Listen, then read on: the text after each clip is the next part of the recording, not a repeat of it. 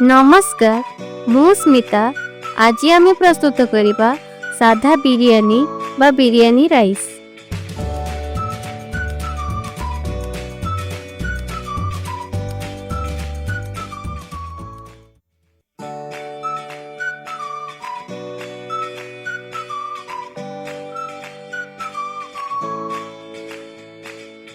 प्रथमे आमे गोटे ग्लास सांबा जीरा राइस बा बासमती चाउल को नेबा।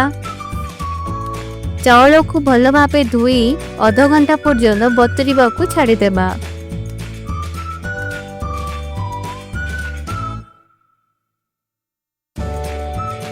गोटे मोटा पेज थिबा बड़ा पात्र को नेबा। 3 टेबलस्पून तेल को देबा। तेल गरम हैला परे गोटा मसाला को देबा, जेमिति गोलमरीच, पथर फूल, दालचीनी, तेजपत्र, बड़ अलैच, पान मधुरी गोटे टीस्पून देबा एवं अल्प समय पर्यंत भाजी नेबा।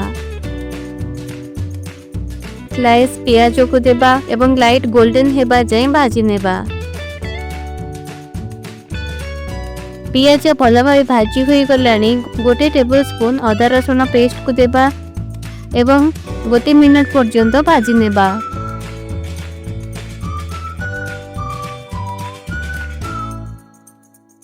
वर्तमान गोटे मुठा पुदीना पत्र एवं गोटे मुठा धनिया पत्र को देई भल भावे भाजी नेबा।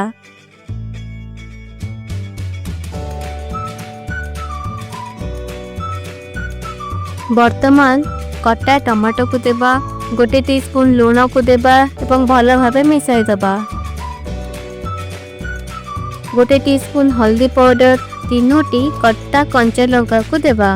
2 टीस्पून लंका पाउडर को देई गोटे मिनट जाए भाजी नेबा।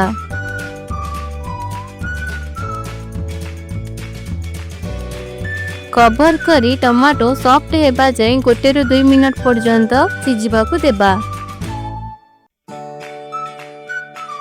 वर्तमान टमाटो सॉफ्ट रही गलानी।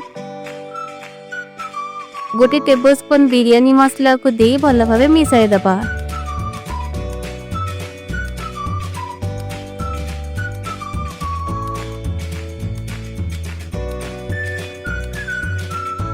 फ्लेम को लो करी हाफ कप फेंटा दही को देबा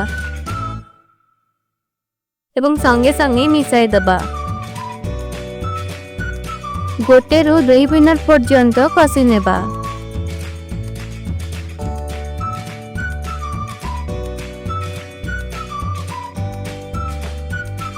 वर्तमान गोटे ग्लास चाउल पाई 2 ग्लास पानी को देबा। भल भावे मिसाई देबा।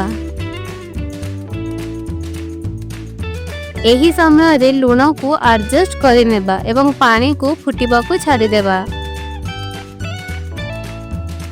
पानी फुटी गलानी बतुरा चाउल को छानी पकाई देबा। हल्का भावे मिसाई देबा। कवर करी लो फ्लेम रे 5 रु 7 मिनट पर्यंत बा चाउल 80 भाग सिझिबा जाई सिझिबा को देबा। वर्तमान चाउल 80 भाग सिझी गलानी।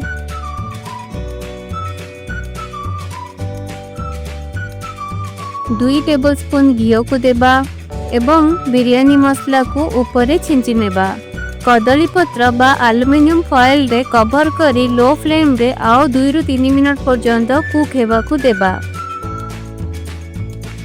वर्तमान 3 मिनट होई गलानी गैस रो फ्लेम को ऑफ करि देबा एवं 8 रु 10 मिनट पर्यंत ठंडा हेबा को देबा।